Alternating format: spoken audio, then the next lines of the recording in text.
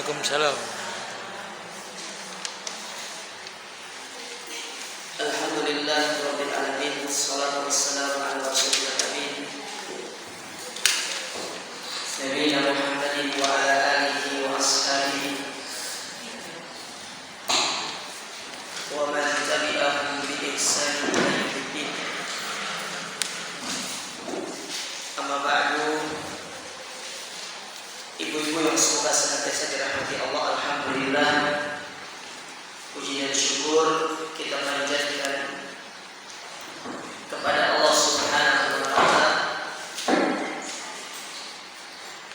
atas segala nikmat yang Allah berikan kepada kita sampai saat ini.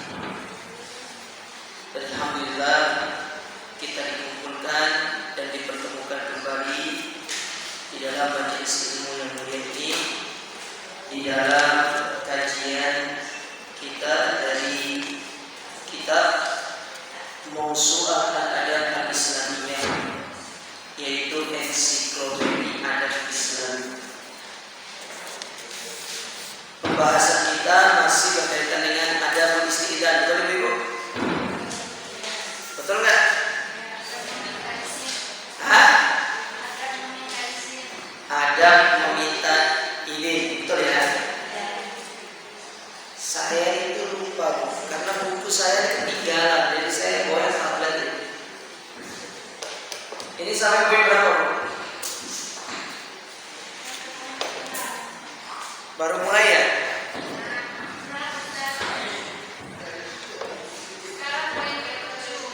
Nah, sekarang poin ke 7. Poin ke-7 ya.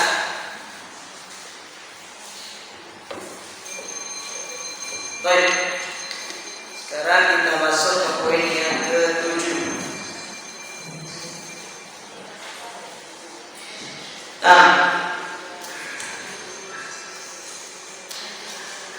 Poin yang ke-7. Di antara adab di dalam kita bertamu, kata penulis, at-ta'rif bin nafs, memperkenalkan diri. Jadi harus ibu memperkenalkan diri ibu. Assalamualaikum, salam, siapa? Ada deh. Boleh bu. Harus kenalkan diri. Ya, jangan main rahasia-rahasiaan.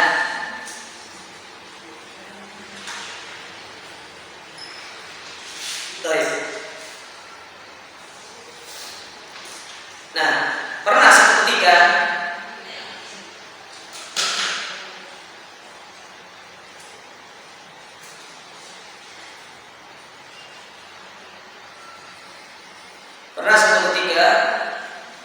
Nabi SAW kedatangan Jabir bin Abdullah. Kedatangan siapa? Jabir bin Abdullah. Fadaqqa alaihi bab, maka Jabir itu mengetuk pintu. Tok tok tok. Faqal, maka Nabi mengatakan, "Mata?" Siapa di luar? Ya. Siapa? Faqala Jabir, "Ana." Kata Jabir, itu saya. Dia ngomongnya saya, dia tidak sebut nama. Faqala Nabi SAW, "Ana ka'annahu karihaha." Saya.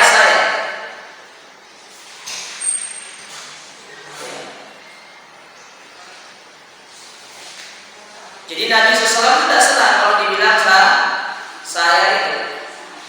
Wadhalika anna kalimata ana la yahsul biha ta'rif alladhi yantaji atau yantuju anhu istisna bi ma'rifati syahsin zaid. Karena kalimat saya itu dulu itu sifatnya global, umum. Jadi sebut nama. Kalau ditanya siapa, Gojek gitu. Kalau ditanya siapa, saya Ummu Fulan. Ya, Ummu Fulan. Jadi perkenalkan diri.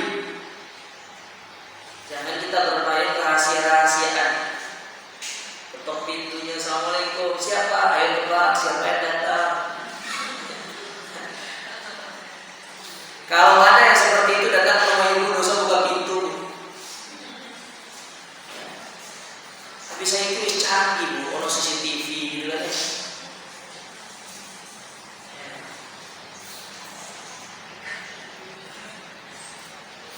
Biar kita tuh tahu siapa yang datang ke rumah, biar jelas yang datang ke rumah itu nanti siapa, supaya tidak ada apa namanya hal-hal yang tidak diinginkan terjadi. Maka harus memperkenalkan diri. Ini ada, kecuali kalau ibu memang sudah janjian datang sama temannya, bilang sama pemilik rumah, saya mau datang ya ke rumahmu jam sekian misalnya. Ternyata ibu datang on time, pemilik rumah lihat, oh iya saya sudah janjian jam segitu. Udah. Maka mungkin hal ini bisa tidak dilakukan. Tapi kalau memang datangnya secara tiba-tiba, tidak ada obrolan sebelumnya, tidak ada perkataan-perkataan sebelumnya, maka memperkenalkan diri itu sangat dianjurkan. Baik. Itu adab yang ke-7. Adab yang ke-8. Adab yang ke-8 adalah ghadul basar, menundukkan pandangan. Artinya matanya itu tidak boleh traveling. Itu bahasa sederhana untuk traveling. Kalau bahasa kasarnya jelalatan. Matanya itu tidak boleh nanti lihat kiri kanan depan atas langit-langit lampu, ya. Terus lihat detailnya, bawa kaca pembesar ikut sennya warnanya apa. Ghadul basar. Gimana maksudnya? Wal maqsudu an yaghudda al-insanu basarahu bihaitsu la yara awrat bihaitsu la yara awrati ahli baiti inda istidani bil dukhul, yaitu dengan kita menundukkan pandangan kita, tidak melihat kepada aurat dari pemilik rumah ketika minta izin. Ya, bagian daripada hal yang masuk ke dalam kategori ghadul basar tubuh. Ketika ibu ketuk pintu, ibu nggak boleh matanya itu lewat jendela, ada nggak sih? Kalau dia membuka pintu, ibu jangan nanti matanya itu dilihat belakang. Orang ngomong di depan, ibu lihatnya malah belakang. Lihat orangnya. Karena di antara adab dalam kita berbicara bu, kita melihat orang. Kalau sesama wanita, tapi kalau kepada laki-laki, nggak apa-apa ibu menundukkan pandangan. Ya, melihatnya juga boleh, tapi ya sekedarnya. Tapi hukum asalnya kalau berbicara melihat orang bu, lihat orangnya. Apalagi ibu ngobrol sama teman ibu, lihat orangnya. Sekarang itu banyak sekali adab-adab Islami yang akhlak lah saya bahasakannya. Akhlaknya itu kurang kita ini. Kok bisa? Kalau ngobrol sama orang itu bu, itu lebih suka main HP. Ya. Kita tuh lebih suka main HP. Betul nggak? Ya.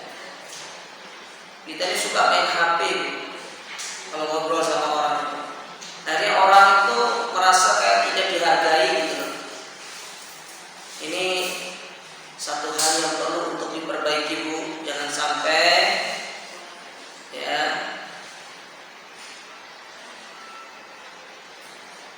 kita ini termasuk orang-orang yang buruk akhlaknya, sementara kita ini sudah ngaji. Ya, upayakan jaga diri kita, tolong dijaga dirinya, akhlaknya ketika bertemu dengan orang lain. Karena ketika kita menghargai orang, orang akan menghargai diri kita dulu. Itu sudah hal yang pasti. Ketika kita menghargai orang, maka pasti orang itu akan menghargai kita.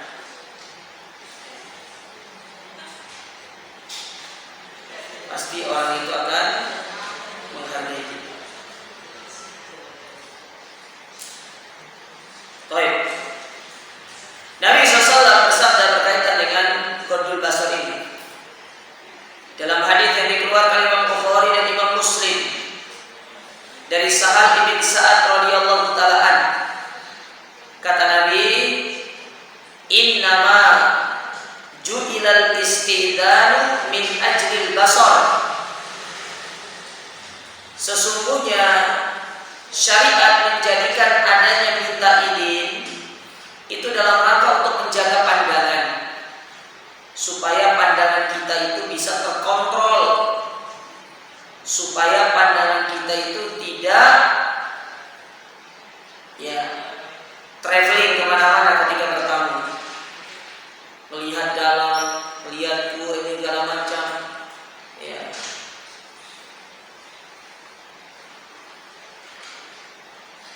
Jadi jangan terlalu banyak traveling pandangannya itu.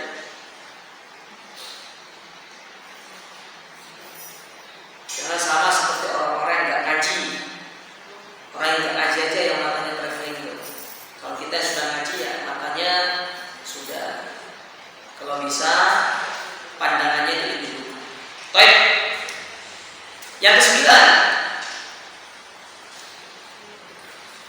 di antara adab di dalam kita meminta izin ar-ruju' inda adami izin. Ulang kalau nggak diizinkan masuk, jangan mokso. Pulang kalau tidak dapat izin. Jadi ibu disuruh pulang kalau tidak dapat izin. Dan di antara ciri kita tidak diizinkan itu, kalau sudah ketuk pintu 3 kali berarti memang pemilik rumah tidak mengizinkan. Ya, jangan nanti ibu ketuk pintu rumah kayak debt collector itu. Om, buka om. Om, buka, ini saya sudah di luar nih. Itu sudah diketuk, ditelepon 5 kali, 7 kali.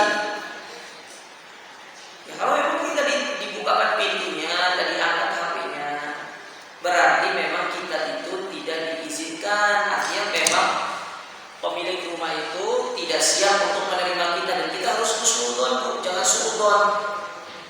Nanti suudzon dia sama pemilik rumah. Paling ada sih dia di dalam itu, sengaja dia tidak membuka pintu, dikira kita mau pinjam uang apa?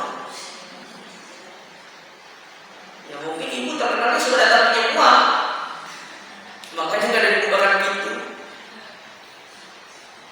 Atau mungkin ibu sudah datang ke rumahnya karena suka minta dan minyak goreng mungkin. Kan hari ini minyak goreng mahal kan? Hah? Sudah murah? Kayak gini. Dulu pas mahal protes loh. Ibu pas waktu mahal minyak goreng itu protes nggak? Enggak. Gratis. Ya, itu namanya protes dalam hati, Bu. Berarti belum bertauhid sama Allah.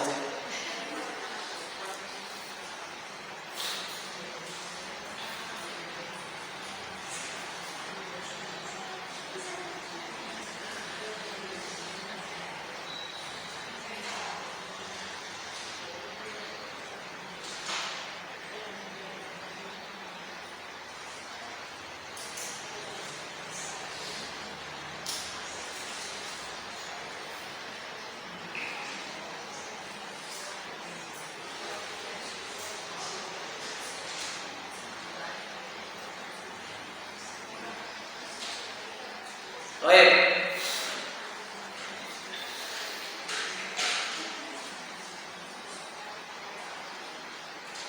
Allah Subhanahu wa taala berfirman dalam surat An-Nur ayat yang ke-28.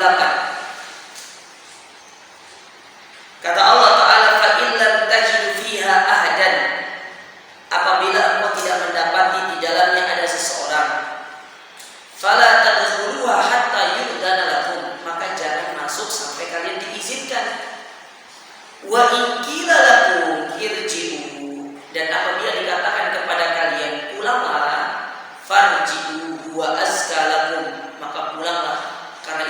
baik bagi kalian.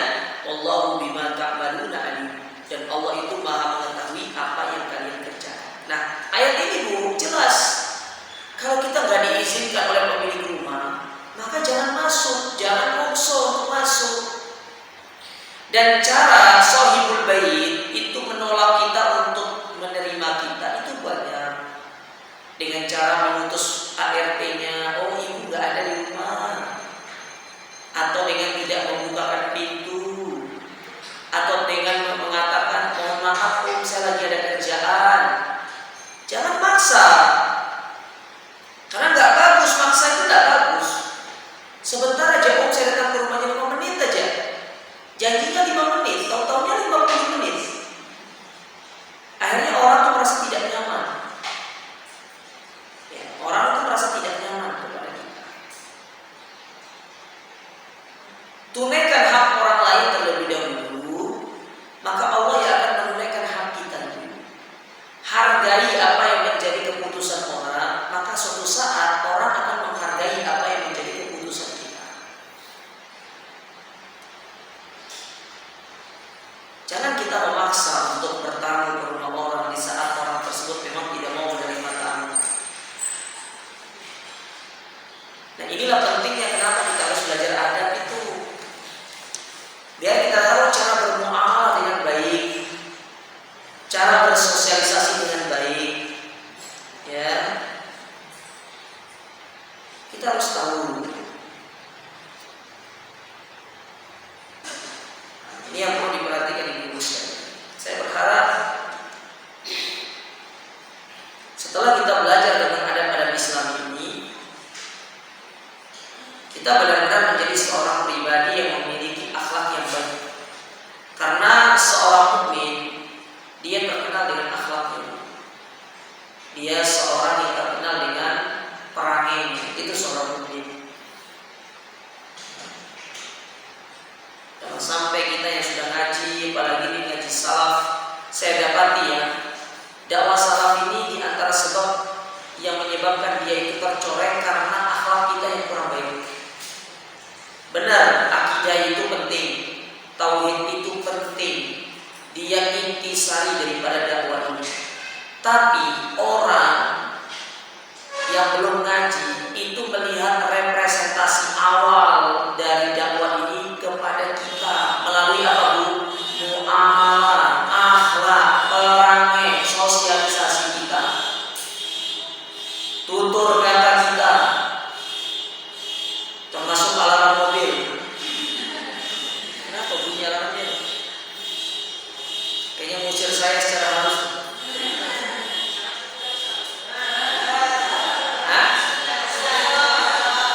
Susah nih. Oh ngerti.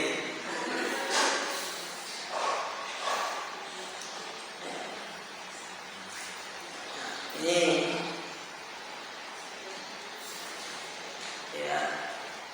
Jadi pulang, sebaiknya pulang itu lebih baik. Makanya Allah katakan dalam ayat itu, huwa azkalakum, itu lebih baik.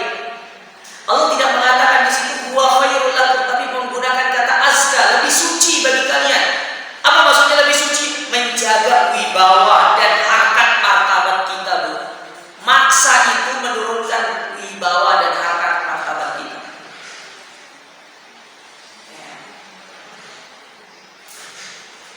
Makanya kita itu tidak boleh maksa, karena itu akan mengurangi harkat martabat. Baik, itu yang keberapa Bu? Yang ke-10. Nah, ini kaitannya lagi dengan sebab kenapa kita itu harus pulang, yaitu kubulu iktidar sahibul bait, menerima dengan lapang dada udzur dari pemilik rumah. Ya. Bagaimana maksudnya? Yani tidak tadara sahibul baiti an istiqbali sahibi falyaqbal atau falyaqbal udrahu. Apabila sahibul bait mereka udzur, meminta izin untuk tidak menerima temannya, maka hendaklah temannya itu menerima udzur tersebut. Faqad yakunu ladaihi istighalun wa ghairun musta'iddin liistiqbali ahadin Karena bisa jadi dia ada kesibukan yang memang kesibukan ini tidak bisa dia tinggal, sehingga dia minta izin, afwan ukhti, afwan saya ada udzur, saya belum bisa menerima. Jangan nanti kita suruh alasan doang dia ini. Ya. Sibuk apa sih? Loh, kita tidak ngerti kesibukan orang. Apa perlu kesibukan kita ceritakan sama orang? Di antara bentuk pertemanan yang baik, Bu, nih tolong digaris bawahi. Di antara bentuk pertemanan yang baik kepada sesama, tidak harus kita itu kepo pada setiap urusan dari teman kita, kecuali kalau dia mau cerita. Kecuali kalau dia cerita sama kita.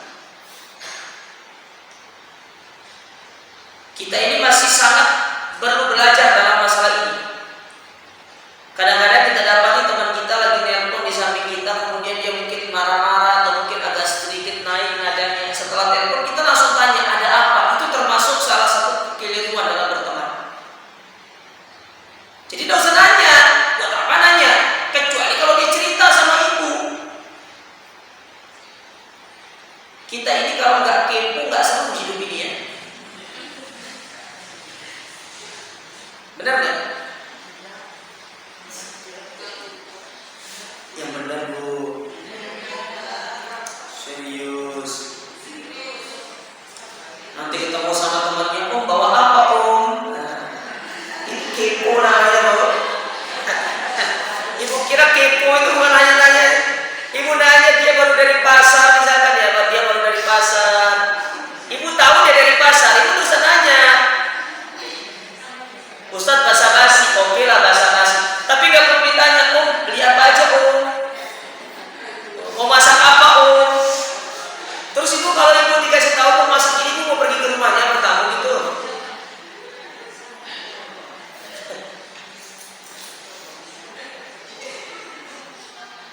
Baru tahu ya itu kepo ya.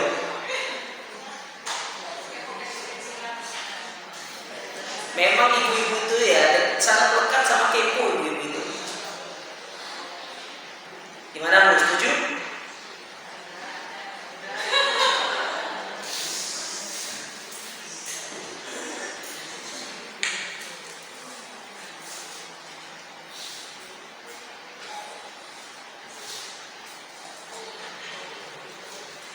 Sangat lekat sama kepo. Ibu tidak boleh kepo, telepon aja yang boleh.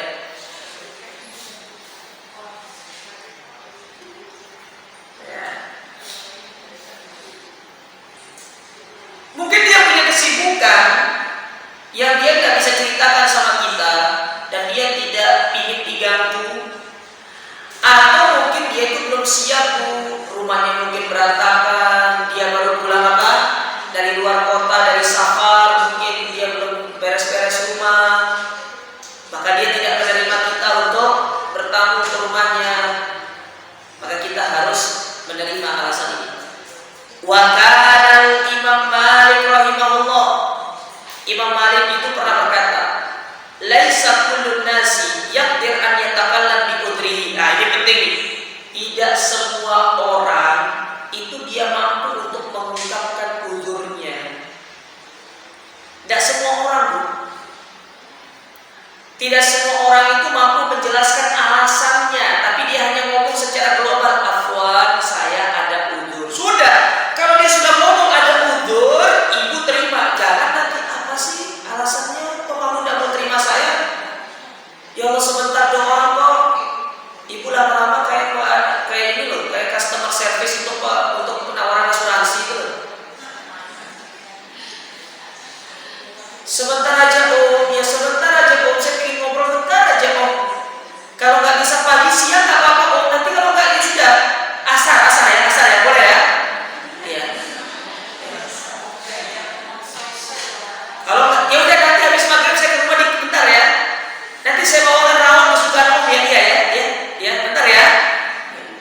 Nggak bisa Om, ya Allah. Ya udah kapan bisanya Om ngokso. Sering gitu nggak? Nggak sering, tapi pernah kan? Luar biasa, istimewa ini. Kalian istimewa. Sudah ngaji, tapi dulu sebelum ngaji gitu nggak?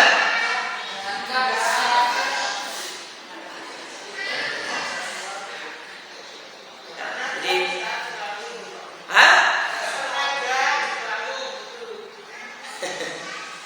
Ya. Jadi harus, ya. Makanya ada seorang penyair mengatakan begini, la'allahu udrun wa anta talun. La'allahu udrun wa anta talun. Bisa jadi dia punya udur, tapi kau mencela dia padahal kau belum tahu udurnya seperti apa. Kita tidak boleh langsung memvonis, ya, tidak boleh langsung memvonis dia, tidak mau menerima kita.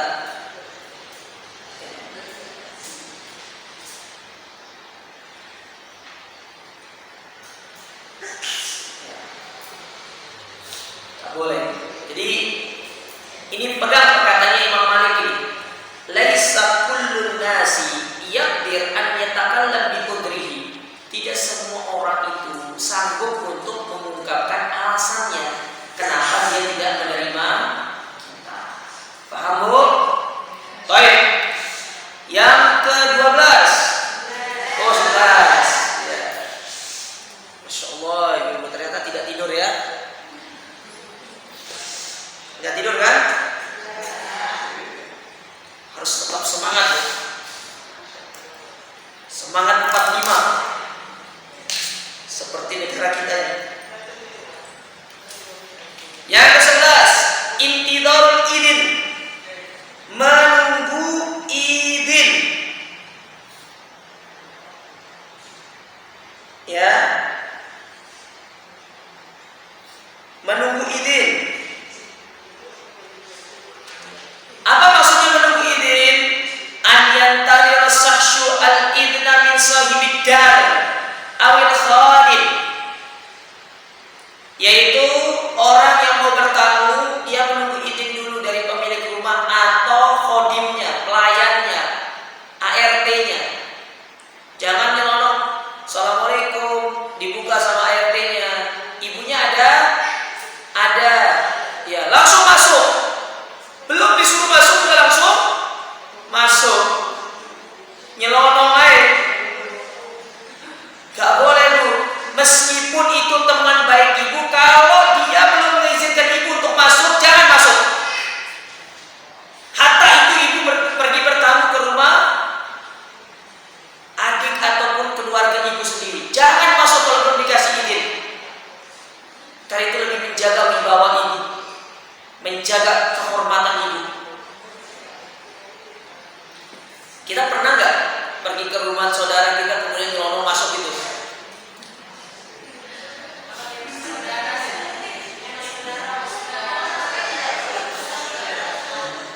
Iya.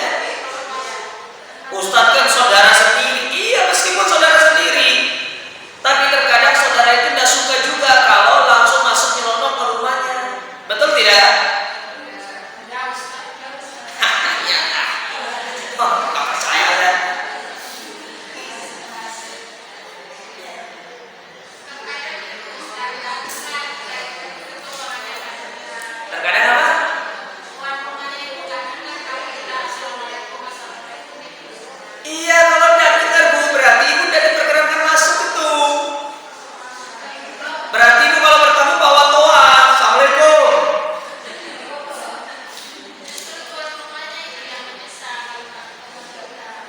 Sebentar. Ini kita kelihatan dulu. Kecuali Bu, kalau tuan rumahnya itu sudah ngomong dari awal, nanti kalau ke rumah langsung masuk aja, itu beda hal. Kalau ini ibu udah disuruh masuk langsung nyelonong aja, nggak boleh Bu. Siapa tahu tuan rumahnya belum siap kan? Siapa tahu baru bangun tidur buka bantal, rambut kayak malampir. Nggak ngerti. Nah, itu dia Bu.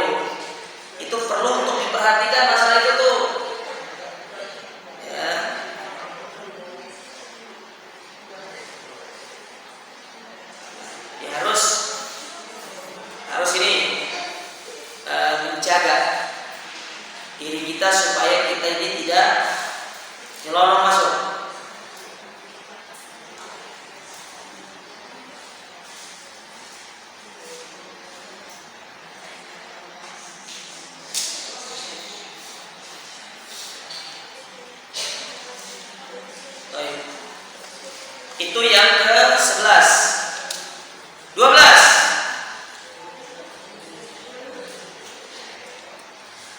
Ad-dukhul ma'a rasulid da'i. Kita masuk ke rumah itu bersama dengan utusan dari yang mengundang. Ya. Jadi misalnya gini nih, kita diundang ya ke rumah orang, kemudian ada yang menunggu kita, maka kita masuk bersama dia, bersama utusannya yang menunggu itu, atau kita bersama orang yang menjemput kita misalkan. Berarti itu sudah mendapatkan izin langsung, Bu. Kalau kita datangnya atau dijemput dengan utusannya. Sebagaimana Nabi SAW pernah mengatakan, "Idza du'iya ahadukum ila ta'am," untuk makan, faja'a ma'ar rasul, maka datang bersama seorang utusan, fa inna dzalika lahu idin, maka utusan yang diutus oleh pemilik rumah itu sudah mencakup idinnya. Jadi itu sudah bagian daripada apa? Idin. Ya. Itu bagian daripada idin.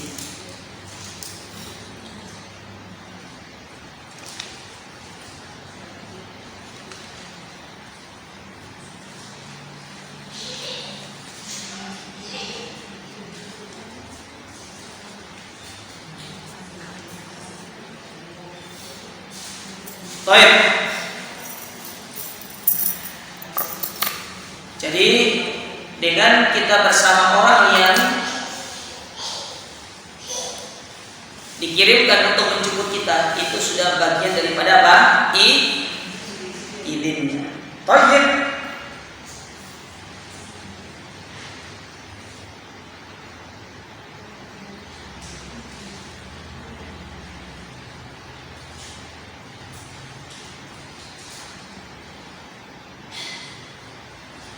Kemudian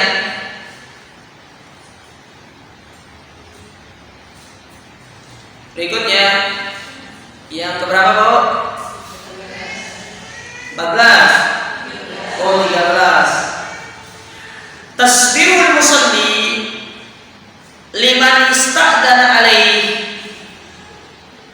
Ini kaitannya dengan orang yang lagi sholat, kemudian ada orang minta izin.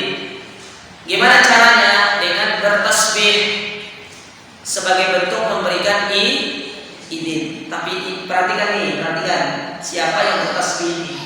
Saya bacakan ya. Idza stu'dina 'ala rajuli wa huwa yusalli falyusabbih. Apabila salah seorang di antara kalian memberikan izin kepada seseorang, maka hendaklah dia bertasbih kalau dalam kondisi sholat. Ini yang bertasbih ini adalah laki-laki. Kalau perempuan, apa dilakukan? Tasbihul mar'ah. Perempuan itu dengan memukulkan tangannya. Memukulkan apa? Memukulkan punggung tangannya, Bu. Itu kalau perempuan. Tapi bukan tepuk tangan ya. Nah, bukan begitu. Tapi ibu pukul tangan dengan agak sedikit keras, seperti ibu memberikan teguran kepada imam kalau salah. Kalau seorang wanita menegur imam laki-laki kalau salah, gimana, Bu? Gimana? Menepuk punggung tangannya sampai imamnya itu mendengar. Sampai imamnya mendengar. Jadi keliru kalau seorang makmum menegur imam laki-laki dengan mengeluarkan apa? Suara, dan itu membatalkan sholatnya.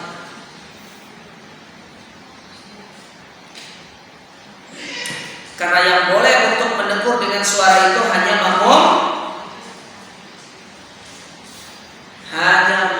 laki-laki.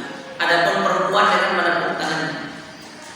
Fahadha huwa idduhu bid-dukhul. Inilah cara memberikan izin kepada orang itu untuk masuk. Wa qad yakunu i'laman bi anna asy-syakhsa yusalli. Dan itu sebagai tanda ketika seorang itu sedang sholat. Ya, ketika seorang itu sedang sholat. Sebagaimana Nabi SAW pernah bersabda dalam hadis yang diriwayatkan oleh Imam Al-Baihaqi, dari sahabat Abu Hurairah, kata Nabi SAW, "Idza studina 'ala rajuli wa huwa yusalli fa idnuhu at-tasbih." Apabila salah seorang di antara kalian minta izin dan memberikan izin kepada orang dan kalian sedang sholat, maka hendaklah dia bertasbih. Subhanallah. Wa idza stusina 'alal mar'ati, dan apabila ya kita itu minta izin kepada seorang wanita, wa hiya tusalli, dan wanita itu sedang sholat, fa idnuha at-tasbih, maka cara memberikan izinnya dengan kita at-tasbih, yaitu memukul punggung tangannya. Misalkan nih ada anak ibu mau pergi main, izin ke ibu, bun misalkan, atau umi mau pergi main ya, jangan nanti dijawab ya udah pergi nak, jangan lama pulangnya ya, lagi sholat tuh ini, dibatal dulu. Ya. Jadi ibu cukup memukul tangannya untuk memberikan izin. Misalkan suaminya berangkat kerja, ternyata ibu lagi sholat, ya, ma atau dek, abang berangkat dulu ya, lagi sholat. Jangan pula dijawab nanti, hati-hati bang. Jangan lupa bawa terang bulannya. Lagi sholat loh, batal loh. Yang ada itu ibu memukul tangannya sebagai isyarat untuk memberikan izin.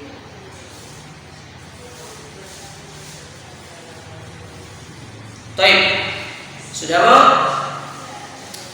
Yang ke-14, yang terakhir dari bab ini, yaitu al-isti'dzan qabla dukhuli alal maharim. Nah, lihat nih, perhatikan bu, minta izin sebelum masuk bertemu dengan orang-orang yang mahram kita bu. Artinya nggak boleh sembarangan masuk itu. Apalagi masuk misalkan ke kamar anak laki-laki, masuk ke kamar anak perempuan, itu juga nggak boleh sembarangan, izin dulu. Ustaz, tapi kan anak saya. Iya benar, tapi itu bagian daripada adab pak, ibu-ibu sekalian. Itu adab yang perlu diperhatikan. Nggak boleh sembarangan kita itu ya, masuk. Ya. Tidak boleh.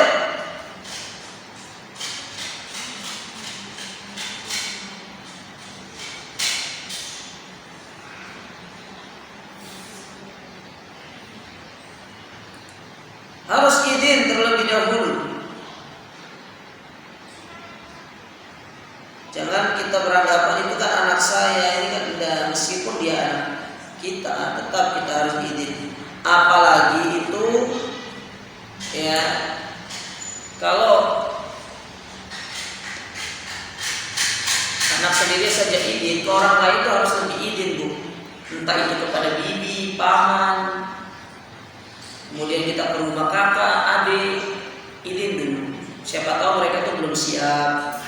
Siapa tahu tuh mereka belum belum ada persiapan. Mungkin mereka itu masih gitu kan di dalam rumahnya, izin biar mereka mungkin bisa siap-siap. Mungkin mereka lagi pakai pakaian santai di rumahnya. Kita lagi datang sama suami kita, misalkan takut mereka dilihat seperti itu. Kan kita tidak ngerti. Ya, kita tidak ngerti seperti itu. Nah, oleh karena itu, meskipun itu adalah keluarga kita, Islam tetap menganjurkan kepada kita untuk kita itu meminta izin kepada mereka sebelum kita masuk ke dalam rumah-rumah mereka. Faham dulu? Thayyib.